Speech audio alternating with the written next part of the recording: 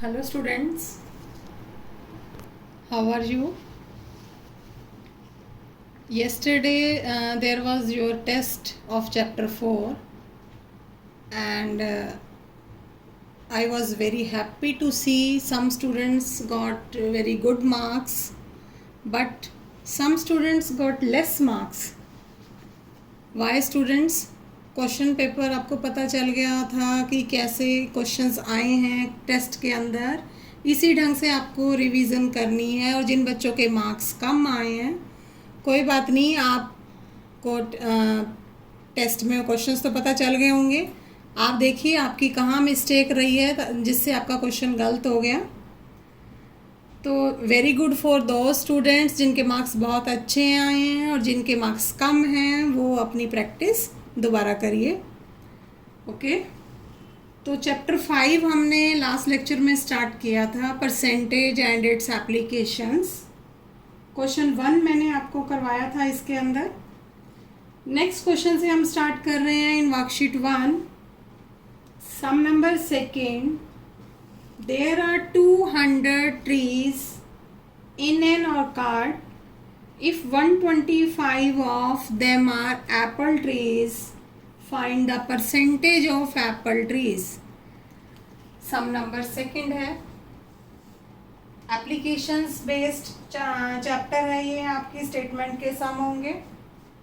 Total trees आपको कितने दिए हुए हैं? 200, जिसके अंदर एप्पल ट्रीज कितने हैं? 1 to 5. You have to tell the percentage of apple trees.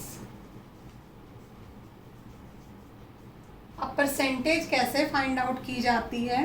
क्योंकि हमें एप्पल ट्रीज की परसेंटेज फाइंड आउट करनी है। एप्पल ट्रीज 1 to 5 हैं। कितने में से? बाय में हमेशा टोटल होता है, 200 में से हैं।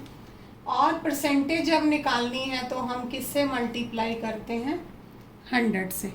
ओके, नाउ इसको कैंसिल करेंगे। 2 0 से 2 0 कैंसिल। 125/2 डेसिमल में चेंज कर दो, 62.5 या 62.5, एक ही बात है। चाहे मिक्स न्यूमरल में चेंज करो या डेसिमल में चेंज करो, 62.5 भी लिख सकते हैं आप इसको। तो this is the percentage of Apple tree.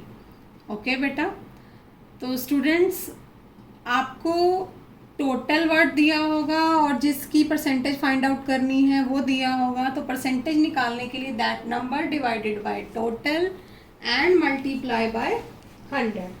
Clear to all? This was question number second.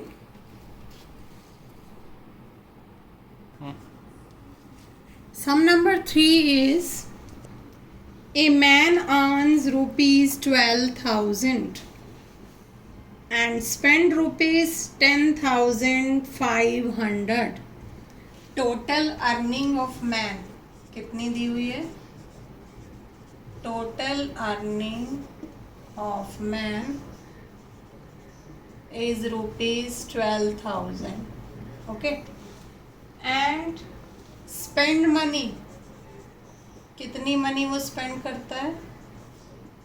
Rupees 10,500। तो सेविंग कितनी होगी? इतनी उसने अर्न किया, इतना उसने स्पेंड कर दिया, सेविंग कितनी होगी? आप माइनस कर देंगे तो 1500 रुपीज़ सेविंग आएगी। उसके बाद है आपको परसेंटेज ऑफ सेविंग बतानी है। तो परसेंटेज ऑफ सेविंग या सेविंग परसेंट लिखेंगे। 1500 उसने सेव किया, टोटल उसने कितना अर्न किया था? 12,000। मल्टीप्लाई किससे करेंगे? 100 से। और इसको आप सॉल्व कर लेंगे। सॉल्व करके मैं आपको नहीं दिखा रही, मैंने आपको स्टेटमेंट लिख दी है, सॉल्व आप अपने आप करेंगे। ओके बेटा। Now students, question number 4, I am reading the statement. Some question 4 आप अपने आप ही करेंगे। There are 700 students in a school, out of which 420 are girls. Find the percentage of boys. आप लिखेंगे total students, then number of girls, number of boys निकालने के लिए दोनों को माइनस करेंगे, नंबर ऑफ बॉयज़ आ जाएगा। और फिर बॉयज़ परसेंटेज बतानी है तो boys divided by total means 700 multiply 100। अपने आप करिएगा ये क्वेश्चन नंबर 5 कर रहे हैं हम।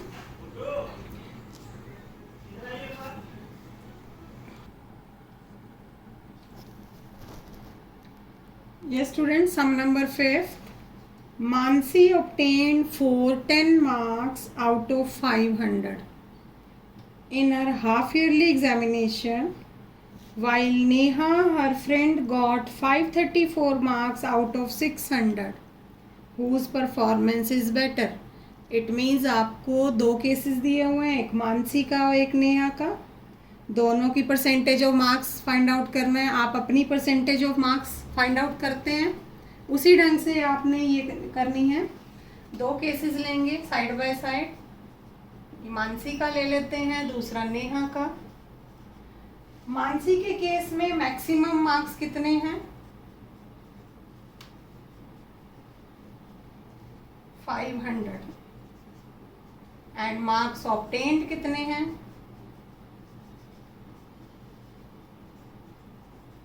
That is 410। Percentage of marks आपको मानसी के बताने हैं।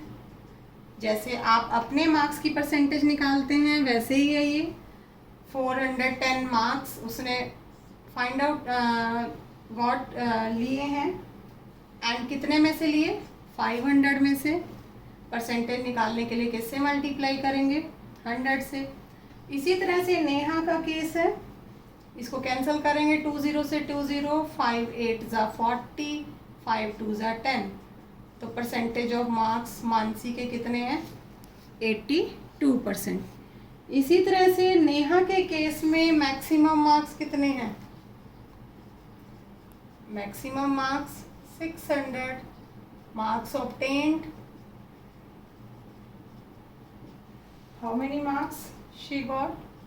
534 एंड परसेंटेज ऑफ मार्क्स जो है 534 डिवाइडेड बाय 600 मल्टीप्लाई 100। सॉल्व अपने आप करेंगे और जिसकी परसेंटेज ज़्यादा आएगी इसका मतलब that performance is better. Neha performance is better और मानसी परफॉर्मेंस इज बेटर, ये आपको नेहा का फाइंड आउट करने के बाद ही पता चलेगा। ओके बेटा। क्वेश्चन नंबर 6 है आपका last. What is the percentage of prime number from 1 to 10? Prime numbers. अब पहले आपको ये पता हो कि प्राइम नंबर्स कौन से होते हैं। हमने चैप्टर 1 में किए हैं, याद है कुछ? प्राइम नंबर क्या होता है? चैप्टर 1 प्राइम नंबर का किया था हमने। प्राइम नंबर जो नंबर किसी की टेबल में नहीं आते, जो अपनी ही टेबल में आते हैं, किसी भी टेबल में नहीं आते हैं, उन नंबर्स को हम क्या बोलते हैं?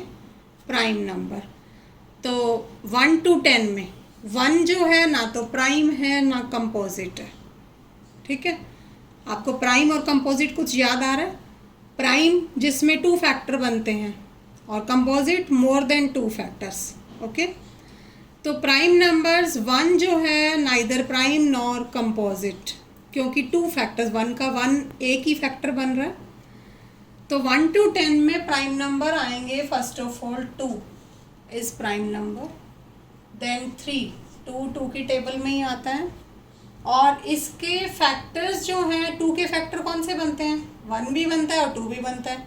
When exactly 2 factors are there that is the prime number. Okay, exactly 2 factors जब बनते हैं दैट इज प्राइम नंबर। तो 2 is the prime number, 3 is prime number, 5 is prime number, 7 is prime number, 9 is not prime number. 9 जो है prime number नहीं है। Okay, क्योंकि 9 3 की टेबल में आता है। समझ आया? तो अपनी ही टेबल में जो आते हैं वो प्राइम नंबर होते हैं। तो 1 to 10 में ये 4 प्राइम नंबर्स हैं। आपको परसेंटेज ऑफ प्राइम नंबर्स बताना है।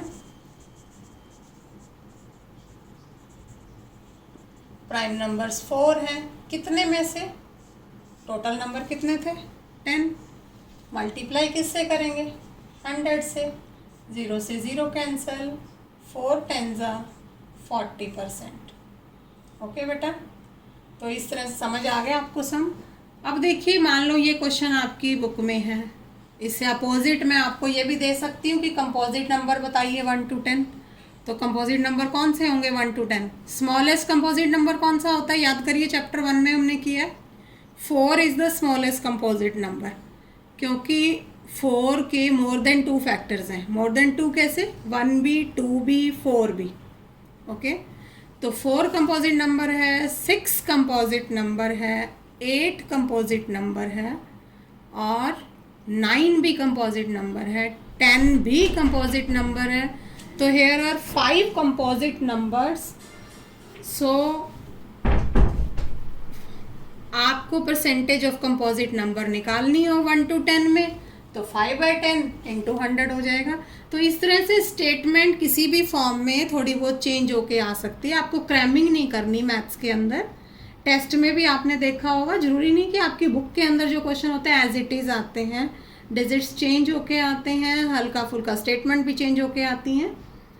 तो क्रैम नहीं करो, सम्स को ध्यान से करिए, समझ के करिए। ओके बेटा, तो वर्कशीट 1 कंप्लीट करनी है आपको। फर्स्ट क्वेश्चन तो पहले ही हो चुका था एंड बाकी क्वेश्चन आपको कंप्लीट करने हैं। Okay, have a nice day.